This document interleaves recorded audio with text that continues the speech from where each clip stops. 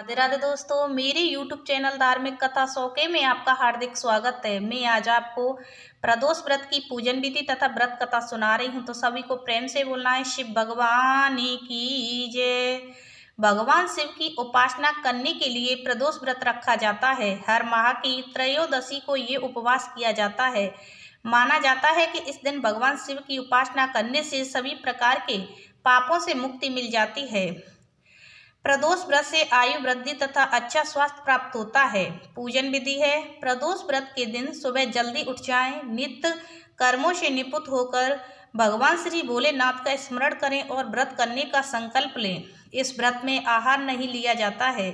पूरे दिन उपवास रखकर सूर्यास्त से 1 घंटा पहले स्नान आदि कर साफ वस्त्र धारण कर लें, क्योंकि प्रदोष व्रत में साय के समय पूजा की जाती है। पूजन स्थल को गंगा जल या स्वच्छ जल से शुद्ध कर लें। गाय के गोबर से लीप कर मंडप तैयार किया जाता है। इस दिन मंडप में रंगोली बना लें। प्रदोष व्रत की आराधना करने के लिए कुशा के आसन का प्रयोग करें। उत्तर पूर्व दिशा की ओर मुख करके भगवान शंकर का पूजन करें। पूजन में भगवान शिव के मंत्र ओम नमः शिवाय का जाप करते रहें। अंत में प्रदोष व्रत कथा सुनकर शिवजी की आरती उतारें। इस व्रत को 11 या फिर 26 त्रयोदशियों तक रखा जाता है और फिर इसका विधि विधान से उद्यापन करना होता है।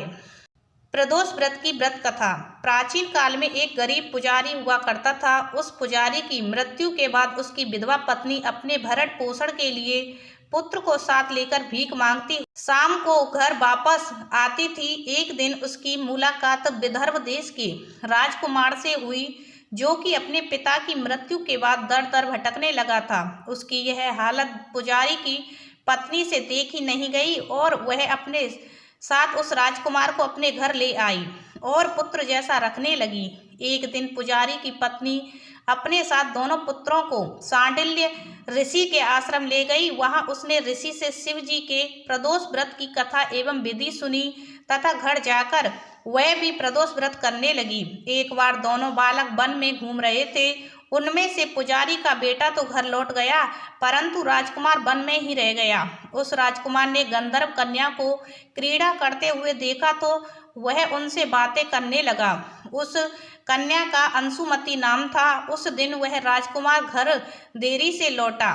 राजकुमार दूसरे दिन वह उसी जगह पहुंचा जहां अंशुमति अपने माता पिता से बात कर रही थी। तभी अंशुमति के माता पिता ने उस राजकुमार को पहचान लिया तथा उससे कहा कि आप तो विदर्भ नगर के राजकुमार हैं, आपका नाम क्या धर्मगुप्त है? वह बोला, जी हाँ, मेरा नाम धर्मगुप्त है। अंशुमति के माता पिता को वह राजकुमार पसंद आया और उन्होंने कहा कि शिवजी की कृपा से हम अपनी पुत्री का विवाह आपसे करना चाहते हैं। क्या आप इस विवाह के लिए तैयार हैं?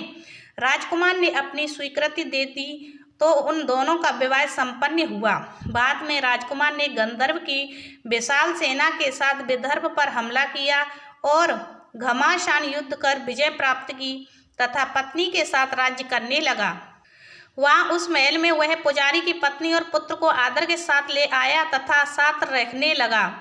पुजारी की पत्नी तथा पुत्र के सभी दुख व दरिद्रता दूर हो गई और वे सुख से अपना जीवन व्यतीत करने लगे। एक दिन अंशुमति ने राजकुमार से इन सभी बातों के पीछे का कारण और रहस्य पूछा।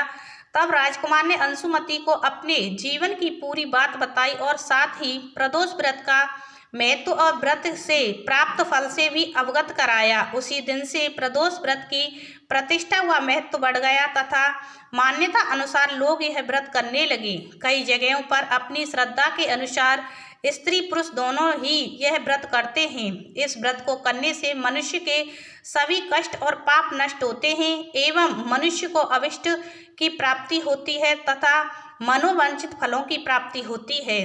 तो जो कोई इस व्रत को करता है उसकी शिव भगवान की कृपा से सभी मनोकामनाएं पूर्ण होती हैं। तो सभी को प्रेम से बोलना है शिव भगवान की जय।